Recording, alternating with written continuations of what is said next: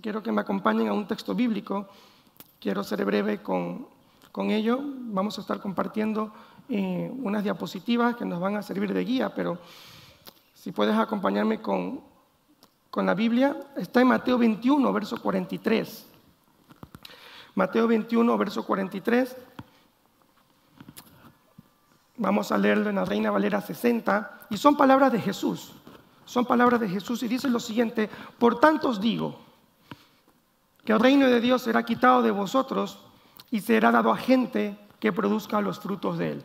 Repito, son palabras de Jesús, prácticamente está concluyendo toda una historia que empieza desde el versículo 18 y dice: por tanto os digo que el reino de Dios será quitado de vosotros, ahora veremos quiénes son esos vosotros, y será dado a gente que produzca los frutos de él. A nivel personal, considero que este texto bíblico es uno de los versículos o textos más duros del Nuevo Testamento, sobre todo porque hay un punto de inflexión entre el trato que Dios quiere tener para con una nación llamada Israel y el trato que ahora Dios quiere tener para con la iglesia. Y repito, es una historia larguísima que empieza desde el versículo 18 y todo sucede porque Jesús va a pasar al lado de una higuera. Es importante que podamos contextualizarnos. Déjame que te cuente un poquito cuál es el tema, por qué Jesús va a decir este texto bíblico. Y él va a pasar, hermanos, al lado de una higuera. Y Jesús, como buen orador, como buen predicador, él sabía que las ilustraciones siempre son una buena herramienta, un buen recurso espiritual para poder impregnar una enseñanza en el corazón de las personas. Y él va a pasar, aprovecha la oportunidad, va a ver una higuera, y se acerca a esta higuera y maldice la higuera, entre otras cosas porque parece ser que eran tiempos de frutos, brevas o higos tendría que haber habido.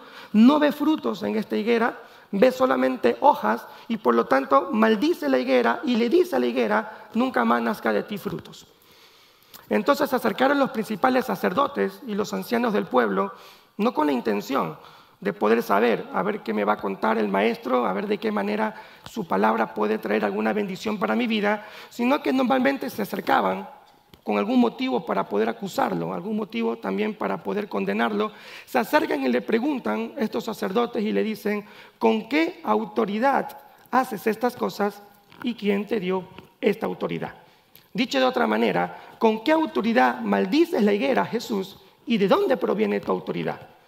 Entonces Jesús no les responde como ellos quisieran, sino que Jesús les empieza a responder con una serie de parábolas donde les va a decir que ellos son la higuera, que ellos representan la higuera, donde la higuera representa a una nación llamada Israel, que las hojas representan el sistema religioso en la que se encontraba sumergida esta nación y que aquellos frutos que no había, que no estaban dando, representan esos frutos que como nación, como vid escogida, tenían que dar y que no estaban dando en ese reino que se les había encomendado. Y es allí cuando Jesús concluye con este texto bíblico que hemos leído en el versículo 43 y les dice a estos sacerdotes, a estos judíos religiosos, les dice: por tanto os digo que el reino de Dios será quitado de vosotros.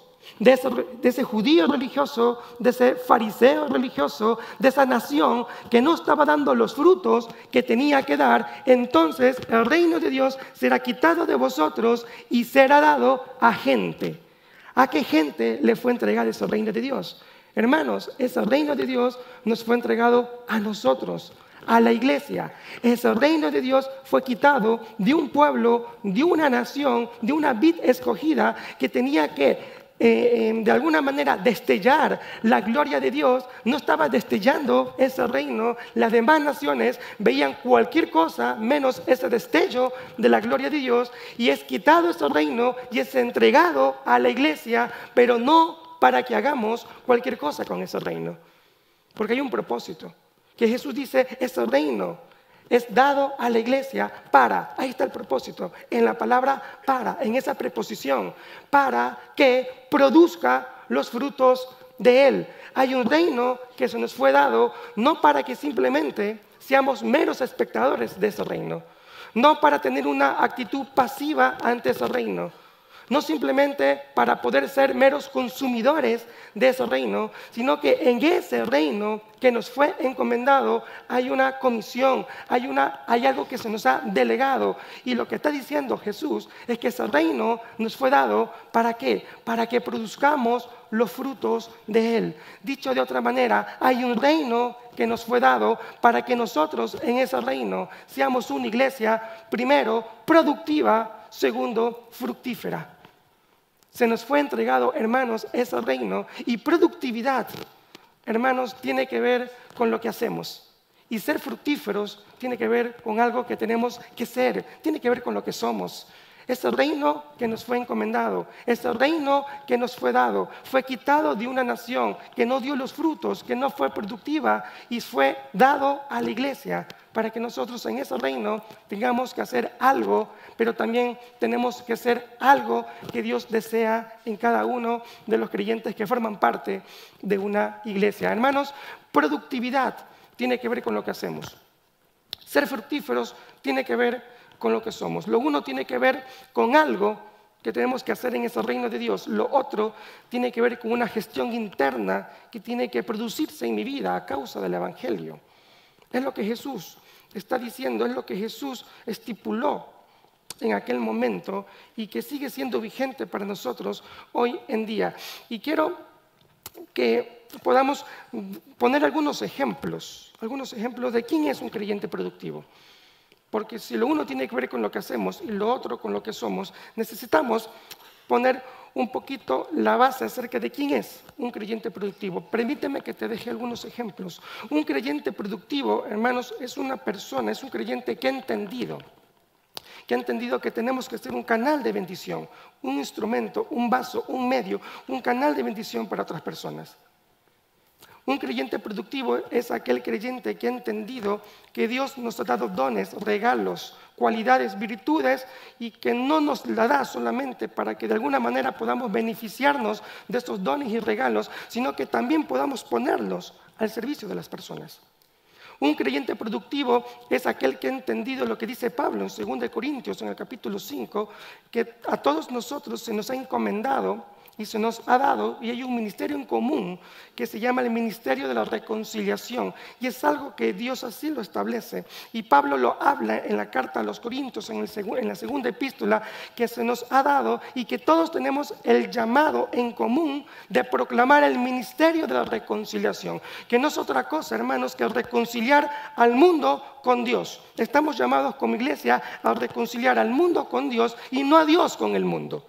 Porque Dios ya se reconcilió con el mundo a través de la cruz de Cristo. La responsabilidad de la iglesia es reconciliar al mundo con Dios. La pelota ya no está en el tejado de Dios, está en nuestro tejado, con la responsabilidad de buscar que dos cosas aparentemente opuestas, el mundo y Dios, vuelvan a ser compatibles a través de la persona de Cristo. Y un creyente productivo es aquel que ha entendido que ese ministerio de la reconciliación tiene que testificarse, tiene que anunciarse y tiene que compartirse. Hermanos, un creyente productivo es una persona que constantemente se está preguntando: ¿qué puedo hacer para ser parte de ese reino de Dios?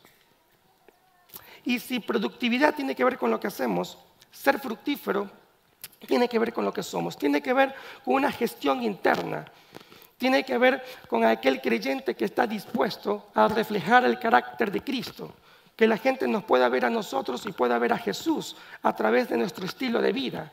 Si la gente nos ve a nosotros y ve cualquier otra cosa que no sea Jesús, entonces en cierta manera no estamos dando los frutos que como creyentes tendríamos que dar. Un creyente fructífero es aquel creyente que ha entregado su vida a Jesús, entregando, renunciando, ofreciendo todo aquello que es incompatible para con su voluntad.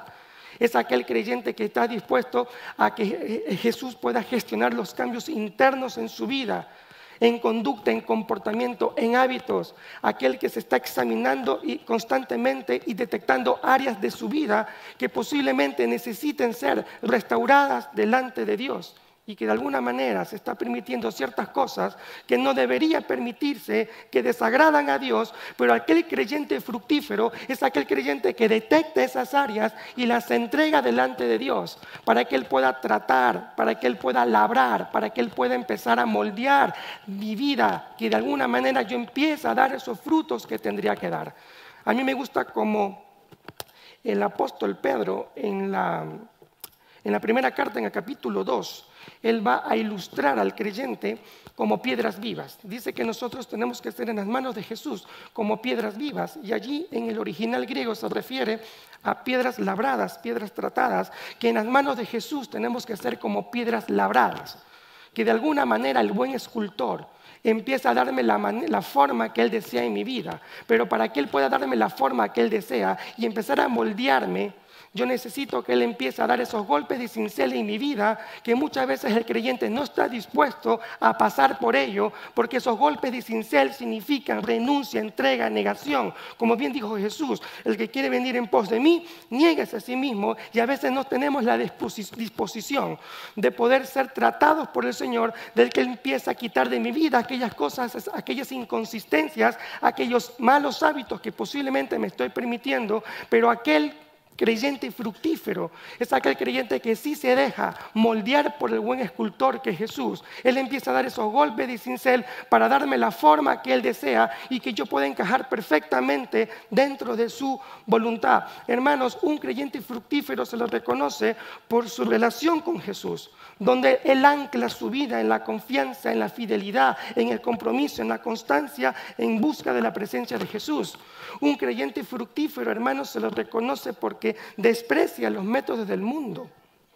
Un creyente fructífero se lo reconoce por su integridad, donde su yo real es igual a su yo visible, o dicho de otra manera, de la misma manera como nos comportamos el domingo aquí en el culto, de la misma forma nos comportamos el día lunes o el día martes en nuestro lugar de trabajo o en nuestro hogar. Hay un reino de Dios que fue quitado de una nación que no dio los frutos, tampoco fue productiva en ese reino que Dios le había encomendado. Por lo tanto, fue quitado de esa nación, fue quitado de ese pueblo y nos fue dado a nosotros para que nosotros como iglesia seamos una iglesia productiva y una iglesia fructífera. Hermanos, lo que hacemos y lo que somos en gran medida determina cómo está nuestra vida espiritual.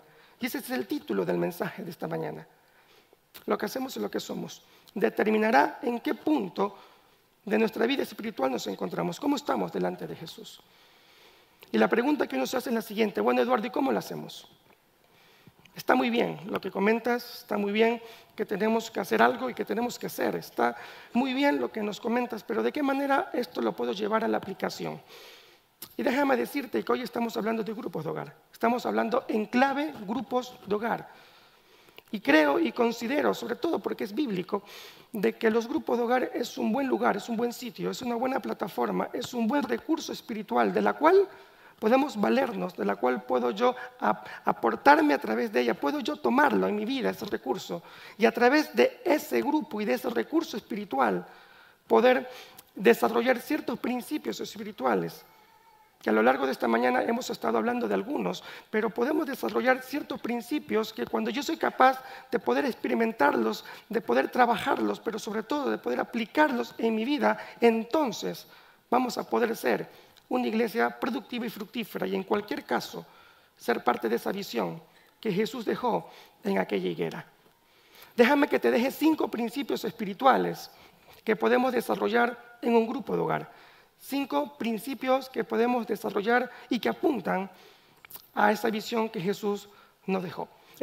Quiero que me acompañen a Hechos 28, verso 30, dice lo siguiente: y Pablo permaneció 2 años enteros en una casa alquilada y recibía a todos los que a él venían, predicando el reino de Dios y enseñando acerca del Señor Jesucristo. Hermanos, Pablo se encuentra en una casa alquilada, en una casa que él alquiló. Entre otras cosas, porque él se encuentra en Roma, él estuvo 2 veces en Roma, ambas veces encarcelado por la expansión del Evangelio, a causa del Evangelio. Y este texto que hemos leído nos hace referencia a su primer encarcelamiento. Y él se encuentra en una casa alquilada y él está en un arresto domiciliario, así lo conocemos hoy en día, arresto domiciliario. y no está en el calabozo con otros presos, entre otras cosas porque él era ciudadano romano. Y al ser ciudadano romano tenía ciertos privilegios y se le permitió vivir en una casa, en un hogar que él alquiló.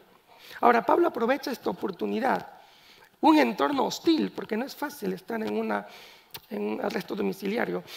Aprovecha este entorno difícil y hostil para él para poder transformar su situación en una situación donde él pueda ser productivo y fructífero, porque Pablo entendía que él tenía como creyente que expandir el reino de Dios, que el Padre le había encomendado y que Jesús se lo había dicho, mis hermanos, y Pablo aprovecha esta situación para él recibir en este hogar, en esta casa, recibir a personas, entre otras cosas, como hemos leído, para predicar de ese reino de Dios. Hermanos, aquí va a llegar Demas, Lucas, Timoteo, Epáfras, que luego va a ser, o que es, en ese momento era el pastor de Colosas. Aquí va a llegar Onésimo, aquel siervo, aquel esclavo que le había robado a su amo Filemón, que por alguna coincidencia, por diosidencia de la vida, va a llegar a Roma, va a llegar a esta casa alquilada y va a conocer de Jesús, va a experimentar el nuevo nacimiento gracias a una predicación de Pablo. No sabemos cómo llegó Onésimo.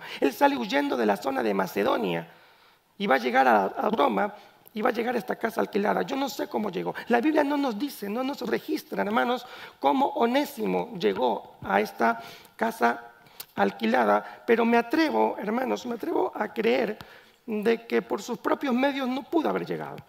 Estoy seguro que alguien la acompañó, que alguien le dijo, mira, Onésimo, hay un sitio donde se habla de un tal Jesús, hay un tal Pablo hablando de un tal Jesús, y es posible que él pueda darte las soluciones a tu vida, porque Onésimo no la estaba pasando bien, hermanos. Onésimo era fugitivo, le había robado algo a su amo.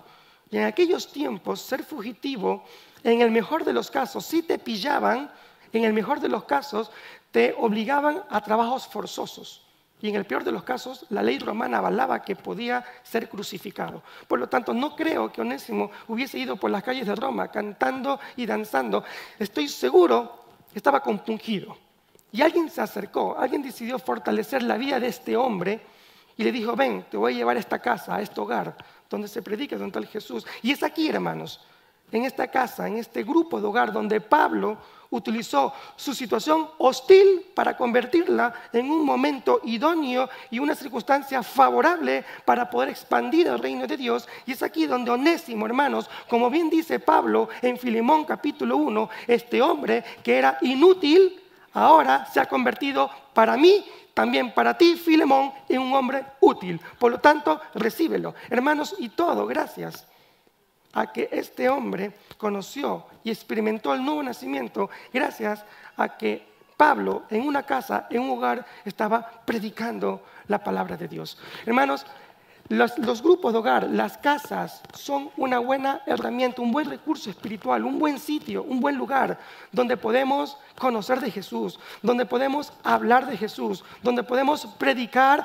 acerca de Jesús. Es un buen sitio para que no solamente asistamos, para que podamos conocer de ese Jesús, sino también para poder invitar a personas que no conocen del Señor y que de la misma manera como Onésimo pueda conocer de Jesús y experimentar ese beneficio que es tener a Jesús en nuestros corazones. Hermanos, nosotros vivimos y estamos en una sociedad que niega a Dios, que niega la existencia de Dios. De hecho, no quiere saber de Dios. Y si a eso le sumamos el trasfondo histórico que tiene España con respecto a la Iglesia Universal, la gente no está muy dispuesta a poder venir a una iglesia. No está muy dispuesta a aceptar una invitación a venir a un templo, a una iglesia, pero sí suelen estar más abiertos a poder aceptar una invitación a un hogar, a una casa. Posiblemente porque se siente o sienten que es menos impactante, o posiblemente porque se sienten menos vulnerables, convirtiendo, hermanos, los grupos de hogar en un buen sitio, en un buen lugar para nosotros poder hacer obra de evangelismo. Por eso que el primer principio que yo te quiero dejar en esta mañana, podemos desarrollar en los grupos de hogar el principio del evangelismo. Por eso yo te animo que no solamente podamos asistir, sino que te puedas llevar a alguien, a ese peluquero que te lleva cortando el pelo 20 años y que por alguna razón no le has dicho nada acerca de tu creencia y que por alguna razón no le has invitado a una iglesia. Bueno, de pronto es una oportunidad para invitarle a un hogar, a una casa. a ese con el que juegas fútbol, juegas pádel, a esa amistad, a ese compañero de trabajo. Por eso que yo creo que es importante que podamos desarrollar este principio y que podemos desarrollarlo en los grupos de hogar. Segundo principio, hermanos, también a la luz de Hechos 28, verso 30, Pablo no solamente predicaba acerca del reino de Dios, sino que también enseñaba. Pablo no solamente testificaba acerca de ese reino, no solamente lo anunciaba, sino que también sabía y entendía que la gente necesitaba crecer espiritualmente. Por lo tanto, la enseñaba, discipulaba, entrenaba, capacitaba a las personas. Hermanos, los grupos de hogar es un lugar, es un sitio donde se nos estimula, donde se nos anima y se nos insta de alguna manera, a través de la palabra de Dios, a que podamos crecer espiritualmente. Es un sitio donde se habla de la palabra, donde se habla sobre este fundamento, pero allí vamos a ser capacitados, vamos a ser restaurados a la luz del Evangelio, a la luz de la palabra. Y una de las características que tiene los grupos de hogar, hermanos, es que tiene un formato. A diferencia de aquí, de los cultos que tenemos aquí los domingos, no hay la posibilidad de poder preguntar, como por ejemplo, Eduardo, no me enteré del primer punto, ¿me lo puedes volver a repetir? No tenemos esa oportunidad por el formato que tenemos, pero los grupos de hogar sí nos abre una oportunidad de poder preguntar, de poder comentar, de poder argumentar, incluso de poder disentir si hay algo que no estoy de acuerdo, algo que no termino de comprenderlo, convirtiendo, hermanos, el mensaje, la enseñanza, el evangelio, convirtiéndolo en algo muy personalizable y aplicable a una necesidad en concreto o a la necesidad que pueda estar teniendo el grupo que asiste a ese hogar. Hermanos, hay un segundo principio que podemos desarrollar en los grupos de hogar, que es el principio del discipulado. Se nos insta, se nos estimula en los hogares a poder crecer espiritualmente. Déjame que te deje un tercer principio que podemos también desarrollar apuntando a ese reino de Dios que nos fue encomendado. Dice Marcos capítulo 1, verso 29. Al salir de la sinagoga, vinieron a casa de Simón y Andrés con Jacob y Juan. Y la suegra de Simón estaba acostada con fiebre y enseguida le hablaron de ella. Entonces él se acercó, haciendo referencia a Jesús, la tomó de la mano, la levantó e inmediatamente le dejó la fiebre y ella le servía. Cuando llegó la noche, luego que el sol se puso, le trajeron todos los que tenían enfermedades y a los endemoniados, y toda la ciudad se agolpó a la puerta de la casa de Pedro. Y sanó a muchos que estaban enfermos de diversas enfermedades y echó fuera a muchos demonios. Hermanos, ¿qué está sucediendo? Bueno, están en la casa de Pedro y hay ciertas dificultades, ciertas problemáticas, ciertas necesidades que están suscitando en este hogar, en esta casa. La suegra de Pedro está enferma, por la noche llegan más enfermos, llegan más personas con ciertas necesidades, llegan endemoniados también, y Jesús, hermanos, va a aprovechar la oportunidad, va a aprovechar el entorno de esta casa, de este hogar, para poder sustentar ante una necesidad, para poder proveer ante una dificultad, para poder hacer, entre otras cosas, para poder hacer el ministerio. Lo que Jesús está haciendo, hermanos, es servir a las personas. Lo que Jesús está haciendo es proveer ante una dificultad, proveer ante ciertas necesidades que personas que se han agolpado en esta casa, que han ido a este hogar, han llegado con ciertas necesidades, y Jesús aprovecha no solamente para dejar un principio en la vida de aquellos que estaban allí, sino también para que nos perdure en el tiempo y que nos llegue a nosotros de que los hogares, que las casas es un sitio idóneo para poder servir a las personas. Eduardo, ¿cómo puedo ser productivo en el reino de Dios? ¿Cómo yo puedo hacer aquello que Dios está demandando de mi vida? Bueno, los grupos de hogar es un buen lugar para poder servir al Señor, para poder poner nuestros dones, nuestros regalos, lo que Dios nos ha dado, poder ponerlos al servicio de las personas, poder detectar necesidades que puedan estar habiendo en un grupo, en un hogar, y allí poder dar eso que Dios nos ha dado. No solamente recibir, sino también poder dar a través de los dones. Hermanos, los grupos de hogar también es un buen lugar para poder desarrollar el llamado personal, la misión, el propósito personal que Dios ha encapsulado en la vida de cada uno de nosotros. Es un lugar donde podemos desarrollarlo y allí poder ejercer esa productividad y esos frutos que Dios está demandando de nosotros.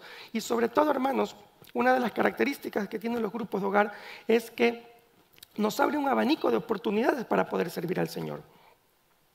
Poniendo el ejemplo de aquí los cultos, los domingos, aquí hay necesidades que tienen que ser cubiertas, ministerios y servicios, y vemos a muchas personas sirviendo a lo largo de toda la jornada del domingo, pero aquí hay más o menos 1000 personas, más o menos 1000 personas, y no todos tenemos la posibilidad de servir los domingos, porque no hay suficiente necesidad para tantas personas, pero en los grupos de hogar sí hay necesidades y sí hay lugar y ocasión para poder servir al Señor. Nos abre un abanico de oportunidades para poder poner en práctica los dones que Dios nos ha dado, los regalos que Dios nos ha concedido. Si cantas y quieres alabar al Señor, bueno, canta en tu grupo de hogar. Si tocas un instrumento y quieres formar parte de esa alabanza y poder poner ese don que Dios te ha dado, bueno, toca en tu grupo de hogar. Si administras bien las finanzas y se te da bien los números, bueno, puedes administrar las ofrendas de un grupo de hogar. Si tú quieres enseñar, quieres predicar, quieres que otras personas puedan conocer de Jesús, bueno, detecta una necesidad en tu grupo de hogar, alguna persona que pueda estar necesitando una ayuda, crecimiento espiritual. Bueno, acércate, acompáñale, discípulale y enséñale la palabra de Dios. En los grupos de hogar, hermanos, podemos desarrollar el servicio, que es el tercer principio, hermanos, que yo quiero hablar y que te estoy comentando en este momento, el principio del ministerio. Un cuarto principio, hermanos, a la luz de Hechos 2:46, dice: y perseverando unánimes cada día en el templo y partiendo el pan en las casas. Los primeros cristianos comían juntos con alegría y sencillez de corazón. Los primeros cristianos no solamente aprovechaban los hogares para poder expandir y predicar la palabra, no solamente para poder discipular, para poder estimular el crecimiento, sino también para servirse, pero también para poder hacer un cuarto principio, que es el compañerismo. La iglesia primitiva, los primeros cristianos, entendían la importancia de poder hacer coinonía, de poder hacer compañerismo, entendían la importancia de poder ser parte de una comunidad cristiana, entendían la importancia de entrelazar lazos de unión, lazos de unidad, la importancia de poder estar unos con otros constantemente. En este caso, como bien hemos leído, comían juntos, partían con alegría y sencillez el pan y también se reunían de corazón. Y creo que es importante, hermanos, poder desarrollar este buen principio que es el compañerismo. Pero permíteme que te deje dos beneficios de los muchos que puede aportar el compañerismo en los grupos de hogar. Uno de los beneficios que nos aporta apoyo en momentos de tentación. Quiero leerte este versículo que dice 2 Timoteo 2:22. Dice: huye también de las pasiones juveniles, es Pablo a Timoteo. Sigue la justicia, la fe, el amor y la paz. Dicho de otra manera, lo que le está diciendo Pablo a Timoteo es que huya de la tentación. O sea, aléjate del pecado y acércate a lo bueno, acércate a Jesús. Pero no lo hagas solo, Timoteo.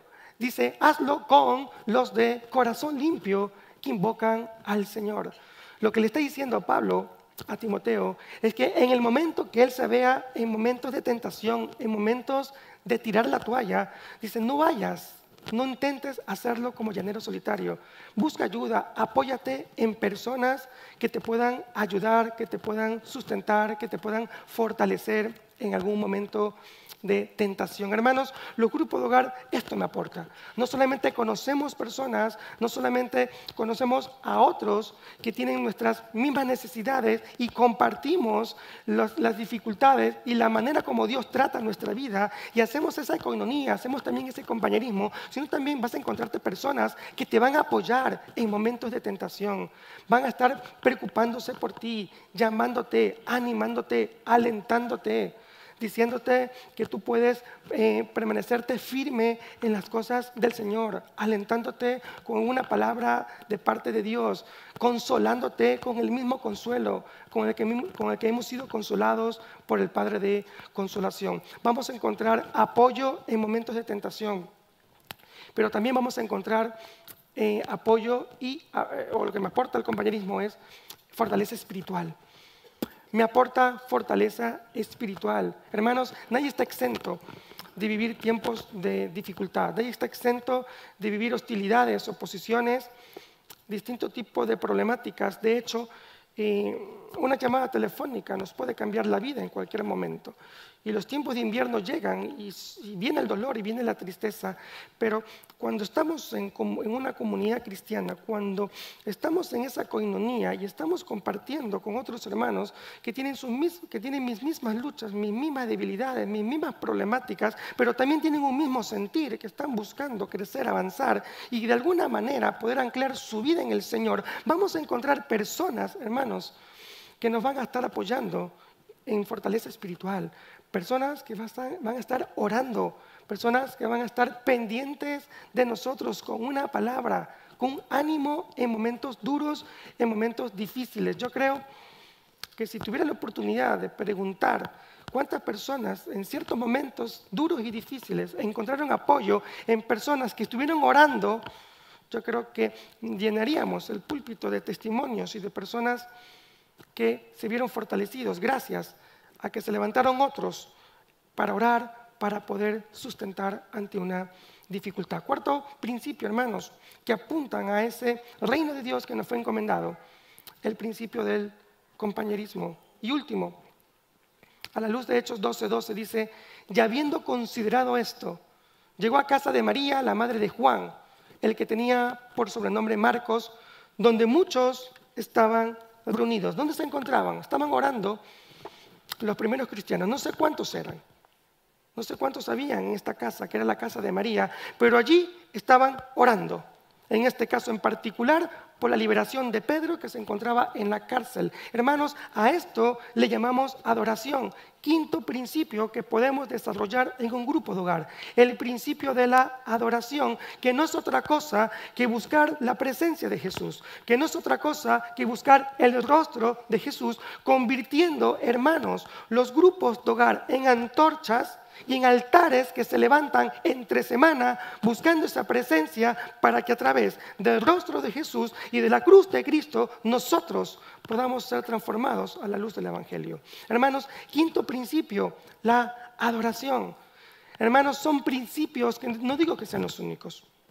No digo que sean los únicos, pero considero que son los más importantes, hermanos, y que podemos desarrollarlos en un grupo de hogar. 5 principios que cuando yo estoy dispuesto a trabajarlos, a aplicarlos en mi vida, en un grupo de hogar, entonces, en cierta manera y en cierta parte, estamos siendo parte de ese reino de Dios que nos fue encomendado. Estamos siendo productivos y fructíferos. Hermanos, lo que hacemos y lo que somos determinará en gran medida cómo nos encontramos, en qué punto espiritual, en qué situación de nuestra vida en cuanto a nuestra relación con Jesús nos encontramos. Y mi intención, hermanos, y como parte del equipo de grupos de hogar y de este ministerio, mi intención es otra, que poder animar a la congregación a que podamos desarrollar estos principios, que podamos ser parte de los grupos de hogar, que allí yo pueda trabajar estos principios, que allí yo pueda desarrollarlos, aplicarlos, que allí yo pueda experimentarlos, entre otras cosas, para poder ser parte de ese reino de Dios que nos fue encomendado. Quiero dejarte un desafío antes de terminar, mientras le pido al grupo de alabanza que pase para poder cantar una canción y luego nos marchamos y oramos. Pero quiero dejarte un desafío en esta mañana. A las personas que por alguna razón no están asistiendo a un grupo de hogar. Personas que por algún motivo no va o alguna vez fue y algo sucedió y nunca más te animaste a asistir. Yo te animo a que puedas ser parte de este buen recurso espiritual. Que no te pierdas la bendición de ser parte de un hogar, de un grupo. No te pierdas la bendición que puede traer, poder desarrollar estos principios espirituales. Si tú quieres crecer, yo creo que este 2023 tiene que ser un año de inflexión en nuestras vidas. Hay algo que tenemos que hacer, hay algo que tenemos que hacer. Y yo creo que los grupos de hogar nos aportan un gran beneficio. Poder desarrollar estos principios nos ayudarán al hacerlos y al trabajarlos en los grupos de hogar y poder apuntar a esos reinos, ser productivos y fructíferos. Yo te animo a que no te marches en esta mañana sin pasar por secretaría. Apúntate, empezamos la próxima semana. Apúntate a un grupo de hogar. Vamos a llamarte, vamos a estar pendientes de ti. Y si por alguna razón no puedes acercarte a secretaría, bueno, hazlo por la web. www.iglesiasalim.com. Apúntate a un grupo de hogar. No te pierdas esa bendición. Y un segundo desafío, antes de marcharnos, a los que asistimos, a los que vamos, a los que llevamos años asistiendo a un grupo de hogar. Estamos allí, somos constantes, somos perseverantes. También te quiero dejar un desafío. Que allí nosotros podamos desarrollar estos principios. Si queremos ser productivos y ser fructíferos en el reino de Dios, hay algo distinto que tenemos que hacer. No te acerques a tu grupo en esta nueva serie simplemente para recibir lo que Dios quiere para tu vida, sino que te acerques con la disposición de poder dar al Señor. Que nos acerquemos a los grupos de hogar para poder ser parte de ese reino de Dios que nos fue encomendado. Tenemos una responsabilidad y un compromiso, hermanos. Si tú quieres crecer espiritualmente, acércate a tu grupo de hogar y acércate a tu responsable y dile: hermano, hermana, ¿de qué manera yo puedo aquí servir en este grupo? ¿De qué manera yo puedo poner mis dones al servicio de las personas? Si tú quieres ser productivo en el reino de Dios, no vayas solo en esta nueva serie. Llévate a alguien, a un no creyente, a una persona que no conozca de Jesús. Llévalo para que allí pueda conocer de Él, para que allí pueda ser transformado por el poder del Evangelio. Si queremos ser productivos, hay algo distinto que tenemos que hacer. Si en esta mañana también has detectado que hay áreas de tu vida que posiblemente no estás dando los frutos que tendrías que dar. Quizás has detectado que hay cosas que tendrías que hacer y que no estamos haciendo. Quizás has detectado que hay cosas que te estás permitiendo como padre, como madre, como hijo, como trabajador. Cosas que te estás permitiendo y que no deberías permitirte y no estás siendo fructífero en ese reino de Dios. Acércate a tu responsable de grupo, acércate y dile que te ayude, que te provea, que te haga relevante la palabra en su vida, y a través de la cruz, a través del Evangelio y de la palabra de Dios poder ser transformados. Hermanos, podemos crecer en este 2022. Podemos hacer algo muy distinto en este año en cada una de nuestras vidas. No solamente a nivel personal, sino también como cuerpo de Cristo, como iglesia. Y si nosotros queremos ser parte de este reino de Dios, entonces hay algo que tenemos que hacer. A mí me gusta el lema de este nuevo año, que es: somos pescadores de hombres. Y fue un enunciado o unas palabras de Jesús que le dijo a Pedro cuando Pedro había conocido ya de Jesús, cuando él había experimentado un cambio de actitud en Pedro, cuando Jesús le dice estas palabras. Pero momentos antes, Pedro se refirió a Jesús no como su Señor, sino como Maestro. Antes de que Jesús le dijera: de ahora en adelante serás pescador de hombres, momentos antes, Pedro se había acercado a Jesús y le había dicho: Maestro, en tu nombre echaré las redes. Para Pedro, Jesús simplemente era una persona que decía cosas guays, que decía palabras bonitas. De hecho, había sanado a su suegra días antes. Posiblemente él dijo: en tu nombre echaré las redes, posiblemente por compromiso, porque había sanado a su suegra. Pero para él no era su Señor, era su Maestro. En tu nombre echaré las redes. Su relación con Jesús era esa, una relación donde se sentía bien, donde se sentía beneficiado. De vez en cuando multiplicaba los panes y los peces, de vez en cuando había pescas milagrosas. Habían cosas que Pedro se beneficiaba de esa relación que tenía con el Maestro.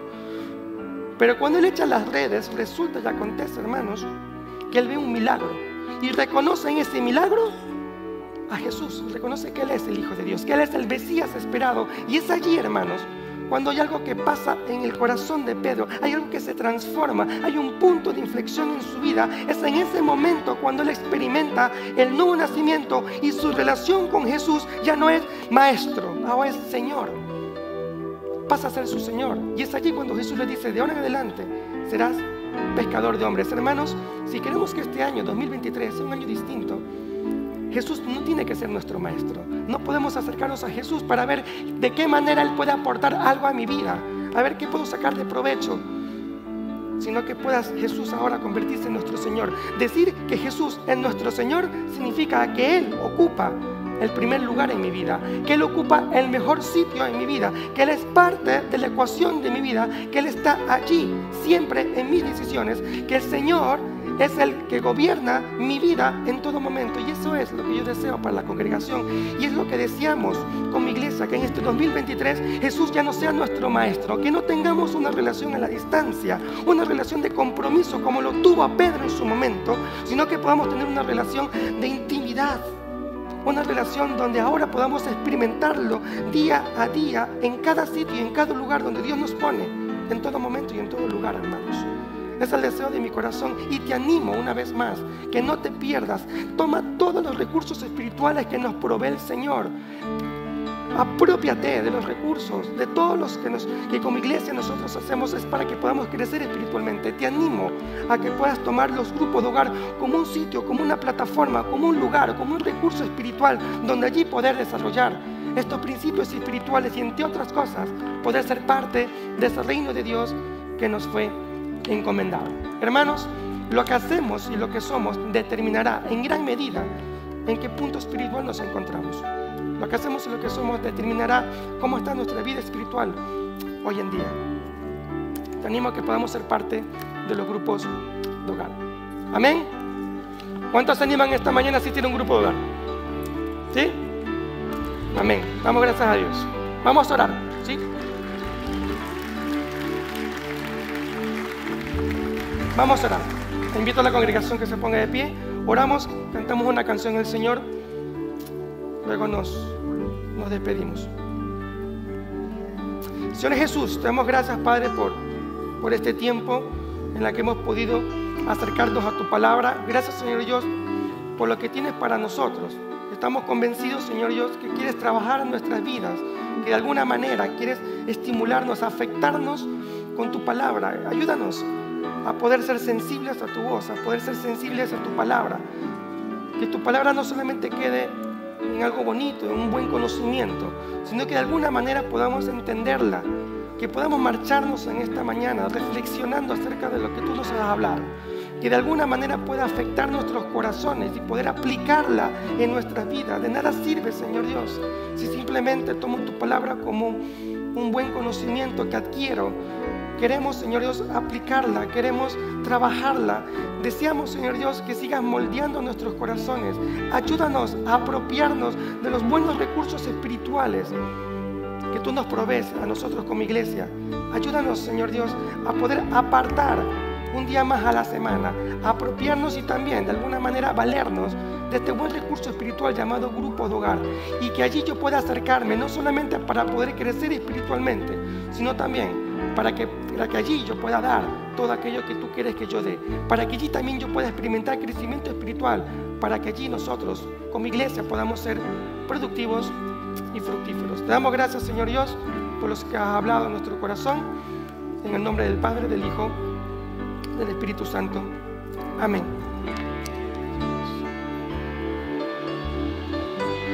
Hoy vengo a tu presencia, mis pecados están ocultos ante ti.